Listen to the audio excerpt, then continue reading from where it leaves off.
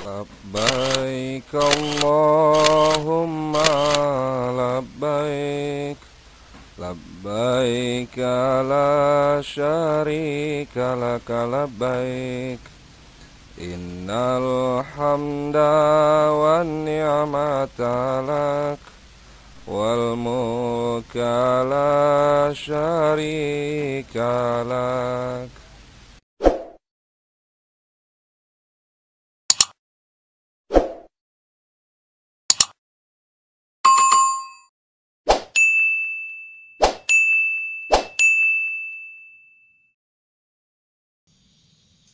Assalamualaikum warahmatullahi wabarakatuh. A'udzubillahi minasyaitonirrajim. Bismillahirrahmanirrahim. Nahmaduka ya man awdahta lana subulal hidayah wa azahta an basairina ghisyawatal ghiwayah. Wa nusalli wa nusallim ala man arsalta syahida wa mubashshira wa nadhira wa da'iyan ilallahi biiznih wa sirajan munira. Sahabat Syarah Travel rahimakumullah, di video kali ini kita akan mengkaji materi kajian manasik ibadah umrah pertemuan kedua sebagai lanjutan dari materi kajian manasik pertemuan pertama kemarin. Pada pertemuan kedua ini yang menjadi kajian dari pertemuan kita ini adalah fadilah dan keutamaan ibadah umrah, disampaikan oleh saya sendiri, Saiful Rahman, Tawif ET Travel Internasional Cabang Padang Pariaman.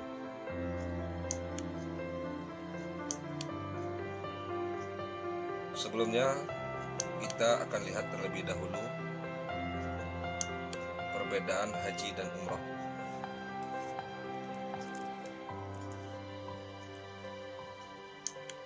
Yang pertama, yang menjadi pembeda haji dan umrah adalah dari segi hukum, bahwa haji merupakan rukun Islam yang kelima dan wajib bagi yang mampu. Sementara umrah hukumnya adalah sunnah muakkad bagi yang mampu dan tidak termasuk ke dalam rukun Islam yang kelima. Walaupun ada sebagian pendapat mengatakan bahwa umrah ini juga hukumnya adalah wajib, tapi dari mayoritas pendapat jumhur ulama mengatakan bahwa umrah ini adalah sunnah muakkad dan itu pun bagi yang mampu. Kemudian poin yang kedua,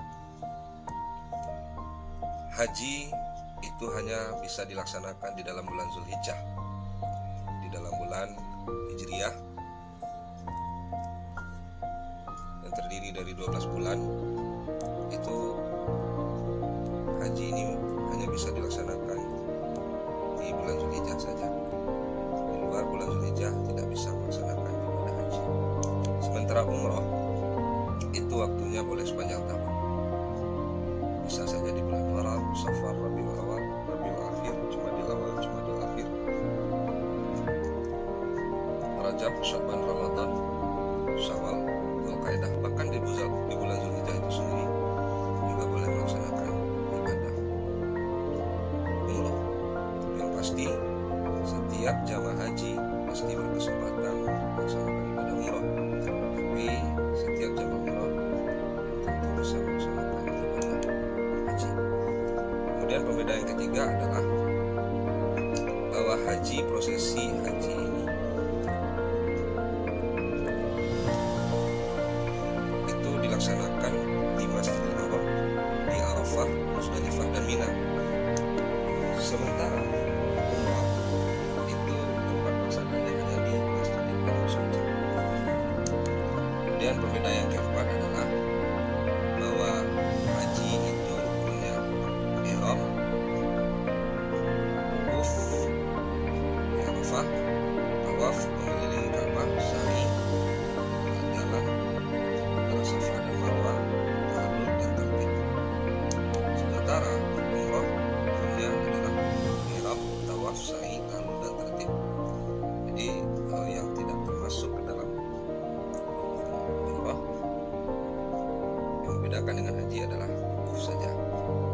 Nah, inilah yang dikatakan oleh Nabi Muhammad, al-hajju al-arafah. Puncak dari haji itu adalah wukuf di Arafah, dan itu hanya bisa dilakukan di 9 Zulhijjah.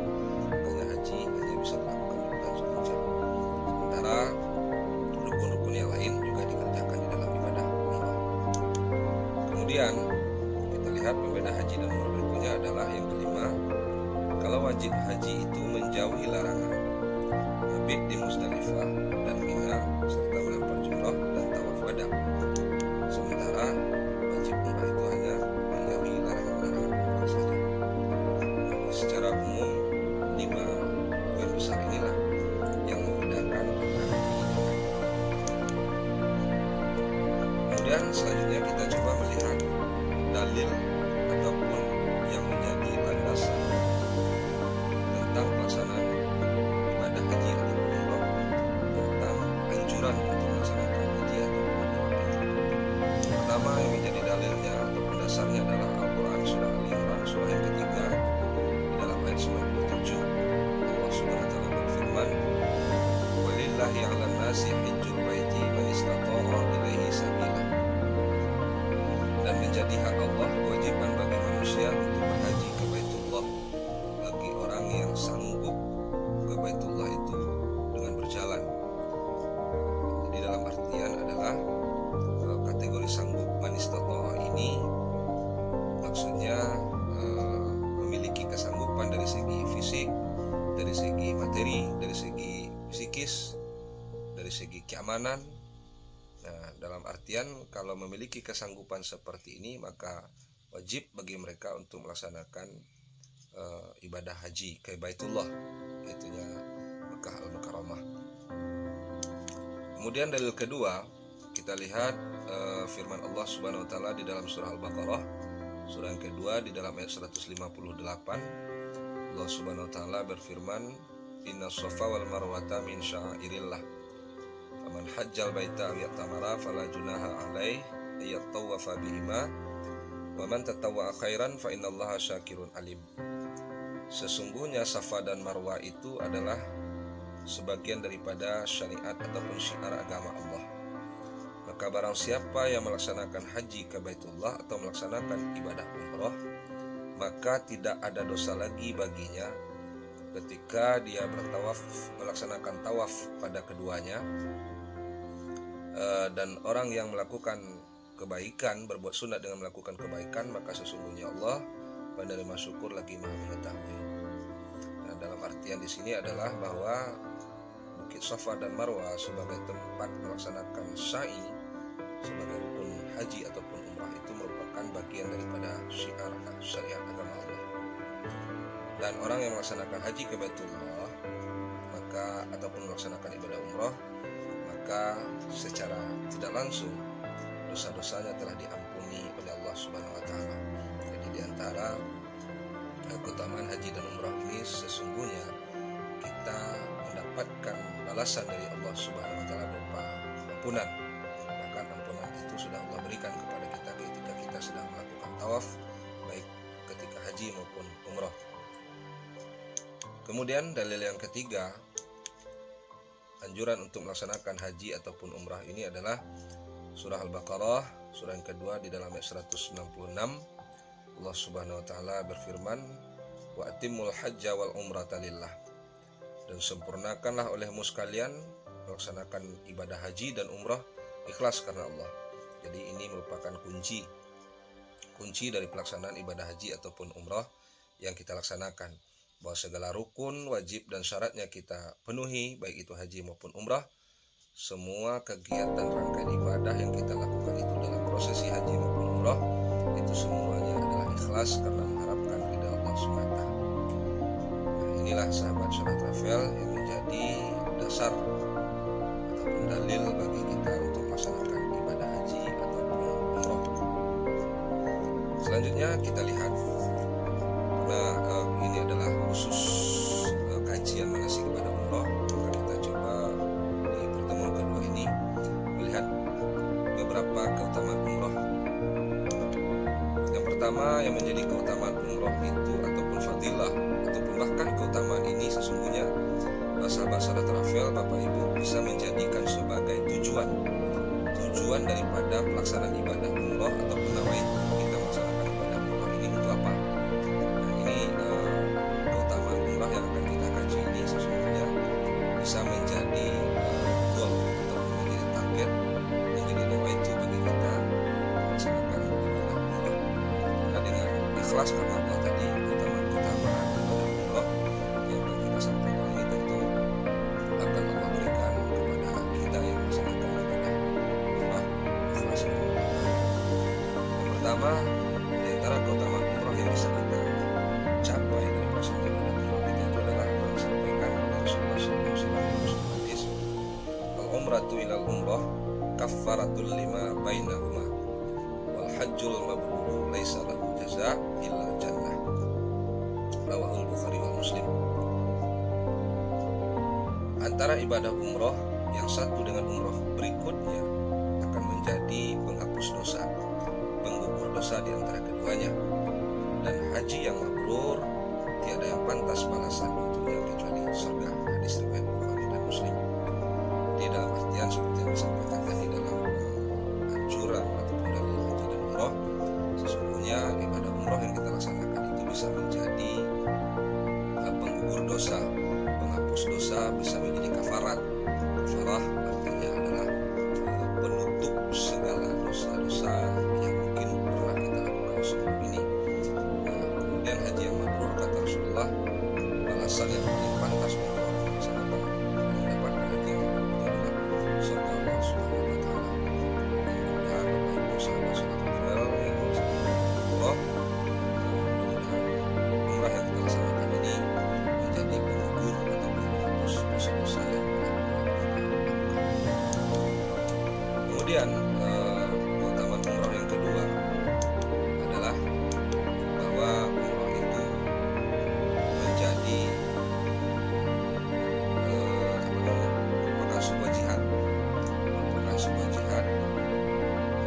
di jalan Allah. Jihad di zaman Rasulullah bersama para sahabat memang angkat senjata,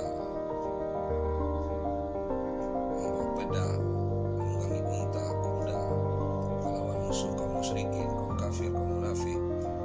Nah, hari ini perang fisik seperti itu memang tidak terjadi lagi. Nah, namun dalam sebuah hadis yang diriwayatkan oleh Ibnu Majah, Nabi Muhammad SAW pernah bersabda, "Qultu ya Rasulullah," kalau tidak salah ini adalah Aisyah yang bertanya kepada Rasulullah, istrinya, "Aku berkata, wahai Rasulullah, ala nisa jihad, apakah ada kesempatan bagi para wanita ini untuk berjihad?"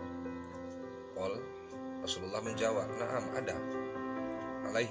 Alaihinna jihad." Perempuan itu boleh melakukan jihad, cuman jihadnya adalah la kita lafih, tidak berperang di dalam jihad itu seperti yang dilakukan oleh kaum laki-laki. Tetapi jihadnya itu, kata Rasulullah, adalah al-hajj wal umrah. Jihad daripada perempuan itu adalah haji dan umrah. Hadis riwayat Ibnu Majah. Di dalam artian umrah yang kita laksanakan merupakan bagian daripada jihad yang kita lakukan di jalan Allah. Jadi hampir dapat dikatakan bahwa ketika seseorang umrah, maka nilai ibadah umrah yang ikhlas kepada Allah itu sama nilainya dengan sedang berjihad di jalan Allah.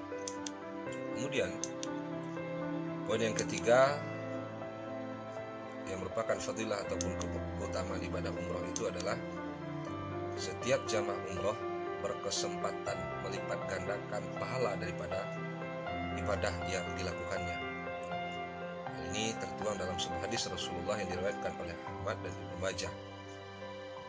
Rasulullah SAW bersabda, "Salatun fi masjidi hadza afdalu min alfi shalah fi ma siwah illal masjidil haram wa salatun fil masjidil haram afdalu min mi'ati alfi shalah fi ma siwah." Rawahu Ahmad wa Ibnu Majah.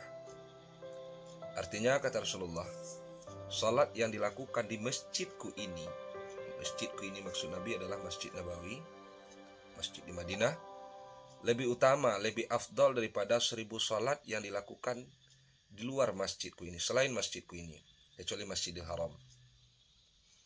Dan salat di Masjidil Haram lebih utama ataupun lebih afdal nilainya di sisi Allah daripada 100.000 salat yang dilakukan selain di Masjidil Haram. Hadis riwayat Ahmad dan Ibnu Majah. Jadi maksudnya adalah bahwa ketika seseorang mungkin kita sholat zuhur di sini dan orang juga sholat zuhur yang sama di Masjid Nabawi. Ketika kita sholat zuhur di sini mendapatkan pahala 1 amal seperti itu kalau berjamaah, mendapatkan 27 kali lipat. Sementara orang yang zuhur di Masjid Nabawi, kata Rasulullah, itu nilainya 1000 kali lipat di sisi Allah Subhanahu wa Ta'ala dibandingkan sholat yang kita lakukan, sholat yang sama di luar Masjid Nabawi. Sementara di Masjidil Haram, sholat zuhur yang sama yang dilakukan oleh orang di Masjid Nabawi, sholat zuhur yang sama dilakukan oleh orang di luar Masjid Nabawi. Apakah di sini di Indonesia, di Masjidil Haram, Allah sediakan pahala untuk sholat ibadah yang sama 100.000 kali lipat. Nah, fadilah ini tentunya ketika jamaah umroh selama berada di Masjidil Haram, selama berada di Masjid Nabawi, otomatis berkesempatan untuk melaksanakan ibadah sholat, khususnya sholat fardu berjamaah 5 waktu sehari semalam. Tentu secara otomatis apa yang dijanjikan oleh Rasulullah ini Allah berikan kepada orang yang sedang melaksanakan ibadah umroh, berada di Mekah, berada di Madinah, sholat di Masjid Nabawi, sholat di Masjidil Haram, pahala 1000 kali lipat di Masjid Nabawi dan pahala 100.000 kali lipat di Masjidil Haram. Tentu seluruh jamaah umrah berkesempatan mendapatkan pahala yang berlipat ganda yang disediakan oleh Allah Subhanahu wa Ta'ala ketika kita melaksanakan ibadah di Masjid Nabawi ataupun di Masjidil Haram. Inilah keutamaan peluang yang bisa didapatkan, yang bisa diraih, yang bisa digapai oleh seluruh jamaah. Kemudian poin yang keempat yang menjadi fadilah ataupun keutamaan ibadah umrah ini adalah bahwa dalam sebuah hadis Rasulullah SAW mengatakan, "Ana khatimul anbiya wa masjidi khatimul masajid wa haqqul masajid ayyuzara wa tarkuba ilaihi rawahil." Aku adalah penutup segala nabi, kata Rasulullah, dan masjidku adalah penutup segala masjid, dan masjid-masjid yang paling pantas untuk dikunjungi dan menaiki kendaraan mengunjungi masjid itu untuk berkendaraan adalah Masjid Rasulullah SAW. Jadi kata Rasulullah, aku ini adalah penutup khatimul anbiya, penutup segala nabi, dan masjidku ini adalah masjid terakhir daripada masjid yang dibangun oleh para nabi. Dan kalau memang kita lihat nabi-nabi sebelumnya ada membangun masjid, membangun tempat ibadah, dan masjid yang paling agung, yang paling mulia adalah selain Masjidil Haram adalah Masjid Nabawi ini. Nah, poinnya yang kita ambil dari hadis ini adalah bahwa dari sekian banyak masjid, baik itu masjid-masjid yang termegah pun selain yang berada di Masjidil Haram dan Masjid Nabawi, maka yang paling pantas untuk diziarahi, untuk dikunjungi, untuk dispesialkan beribadah di sana adalah Masjid Nabawi dan Masjidil Haram ini. Nah, di dalam artian secara tidak langsung seluruh jamaah umrah yang menunaikan ibadah umrah ke Masjidil Haram menunaikan ibadah di Mekah Madinah secara otomatis telah mendapatkan telah melaksanakan anjuran daripada Nabi Muhammad SAW bahwa masjidnya, Masjid Rasulullah inilah masjid-masjid dari sekian banyak masjid yang ada di dunia ini, maka masjid yang paling pantas dikunjungi, diziarahi kata Rasulullah adalah masjidnya, Masjid Nabawi dan Masjidil Haram ini. Nah, tentu secara otomatis bagi setiap jemaah umroh dengan berkunjung ke Masjidil Haram, berkunjung berziarah beribadah di Masjid Nabawi, secara tidak langsung berarti sudah melaksanakan anjuran Rasulullah dan mendapatkan fadilah-fadilah dari yang dijanjikan oleh Rasulullah SAW dan Allah Subhanahu wa Ta'ala. Kemudian kita lihat fadilah ataupun keutamaan umrah yang kelima adalah hadis yang diriwayatkan oleh Imam Bukhari dan Muslim. Dalam sebuah hadis Rasulullah SAW bersabda, "Ma baina baiti wa mimbari raudhah min riyadil jannah." Baina baiti wa mimbari raudhatun min riyadil jannah. Rawahul Bukhari dan Muslim. Satu tempat yang ada di antara rumahku dan mimbarku merupakan salah satu taman dari sekian banyak taman-taman surga. Hadis riwayat Bukhari dan Muslim. Jadi artinya adalah di Masjid Nabawi ada suatu tempat yang mulia, tempat yang agung, di mana rumah Nabi yang dulu itu sekarang adalah pusara Nabi. Dalam pusara Nabi itu dimakamkan sekarang pusara Nabi di Masjid Nabawi itu yang dulunya adalah rumah Nabi. Itu ada Nabi Muhammad SAW, ada Abu Bakar As-Siddiq dan Umar bin Khattab. Nah, 3 orang itu yang dimakamkan di pusara Rasulullah SAW. Nah, antara rumah Nabi yang makam Nabi hari ini dengan mimbar Nabi yang sekarang di Masjid Nabawi itu namanya tempatnya adalah Raudhah. Nah, Raudhah inilah yang sesungguhnya di Masjid Nabawi yang banyak dikejar, yang banyak diburu oleh jemaah haji ataupun umrah untuk bisa beribadah di sana, terkhusus bisa berdoa di sana. Jadi implementasinya ataupun terjemahan daripada Raudhah min Riyadil Jannah ini adalah bahwa Raudhah adalah taman surga, dan surga seperti dijanjikan oleh Allah Subhanahu wa Ta'ala bahwa di dalam surga ini apapun keinginan, apapun permintaan, apapun permohonan yang diajukan oleh seorang kepada Allah, maka Allah pasti akan berikan, Allah pasti akan kabulkan. Nah, maka di Raudhah hari ini, di Masjid Nabawi ini, di Raudhah hari ini diburu, dikejar fadilahnya oleh seluruh jemaah haji dan umrah agar bisa bermunajat di Raudhah, agar bisa beribadah di Raudhah.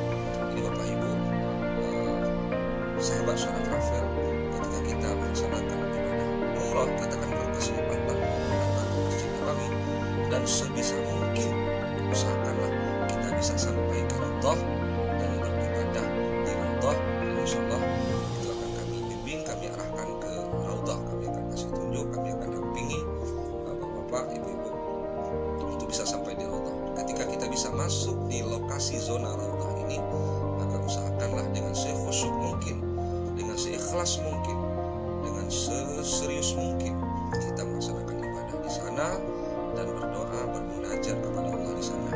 Insyaallah doa-doa yang lahir dari lubuk hati kita yang paling dalam, dengan penuh kesungguhan, dengan penuh keseriusan, dengan penuh kekhusyukan kepada Allah, semoga dikabulkan seluruh permintaan, doa, hajat kita yang kita mohon kepada Allah di Raudhah. Amin ya rabbal alamin. Kemudian di antara fadilah ataupun keutamaan umrah yang berikutnya yang keenam adalah manifestasi dari firman Allah SWT dalam surah Al-Baqarah ayat 195. Allah katakan, "Anfiqu fi sabilillah wa la tulqu bi aydikum ila tahluka wahsinu billahi yuhibbul muhsinin." Dan belanjakanlah, infakkanlah hartamu di jalan Allah, dan janganlah kamu jatuhkan dirimu kepada kebinasaan, dan selalulah berbuat baik dalam kehidupan, sesungguhnya Allah sangat mencintai orang-orang yang beriman. Artinya adalah ketika kita melaksanakan ibadah umrah, ada budget, ada biaya yang mesti kita keluarkan. Biaya mulai dari perlengkapan umrah kita, biaya tiket pesawat, biaya paspor, biaya hotel, biaya konsumsi,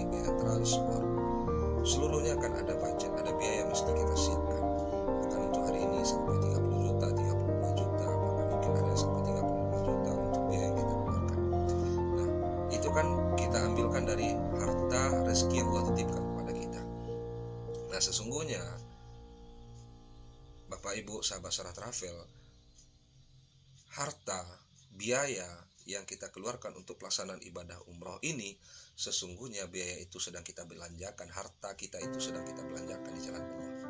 Secara tidak langsung, berarti harta yang kita gunakan untuk pelaksanaan perjalanan ibadah umroh ini adalah harta yang kita belanjakan di jalan Allah, yang insya Allah tentu akan menjadi tabungan akhirat kita yang akan Allah berikan, sediakan balasannya di akhirat kelak kepada kita. Karena harta ini sesungguhnya sedang kita titipkan di jalan Allah, kita titipkan di sisi Allah, yang balasannya insya Allah nanti di akhirat akan Allah sediakan kepada kita.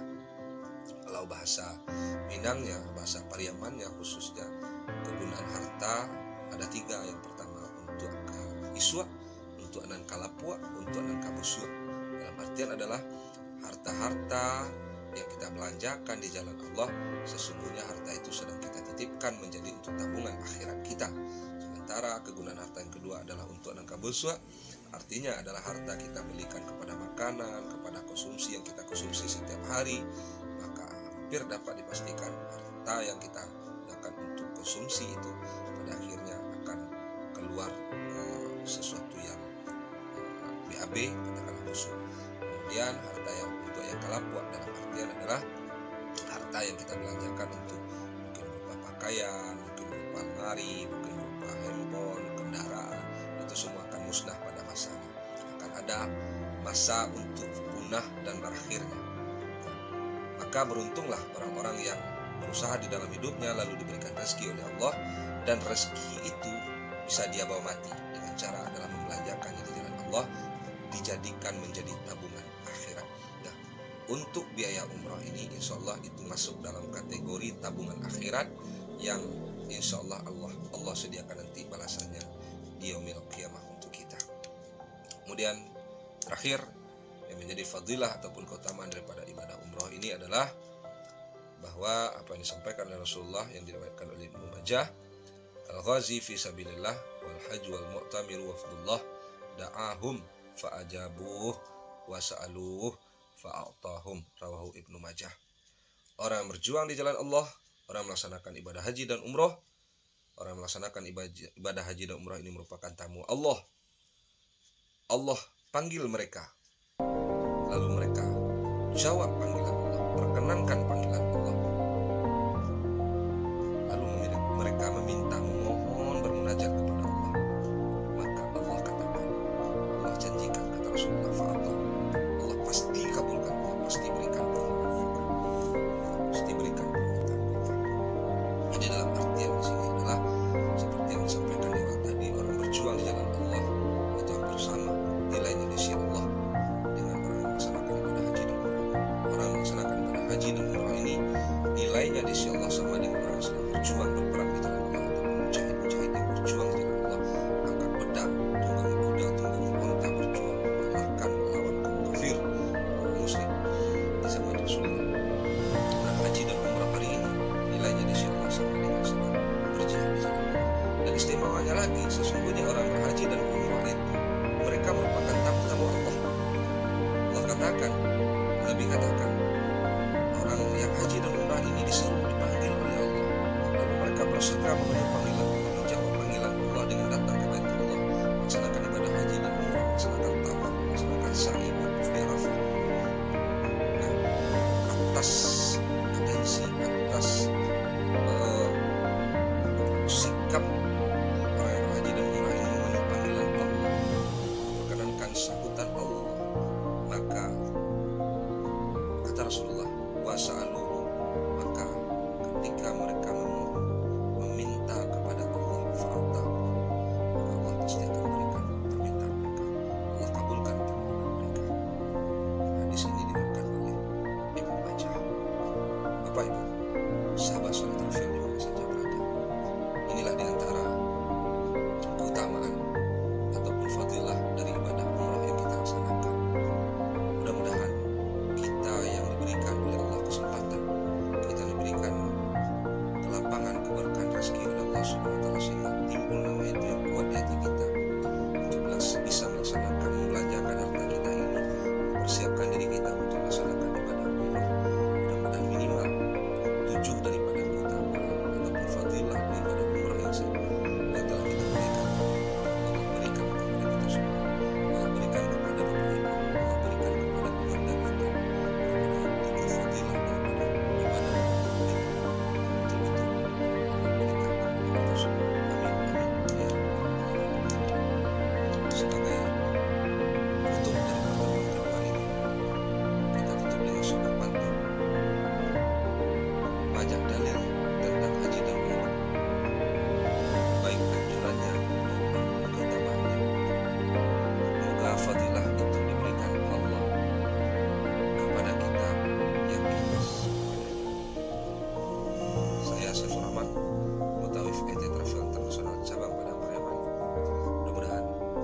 kajian materi manasik ibadah umrah yang telah kita sampaikan ini bermanfaat untuk kita semua, terutama bagi saya yang menyampaikan.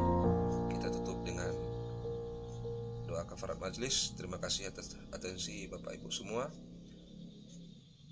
Dakwahum fiha subhanakallahumma asyhadu an la ilaha illa anta nastaghfiruka wa natubu ilaik. Billahi taufiq wal hidayah. Assalamualaikum warahmatullahi wabarakatuh.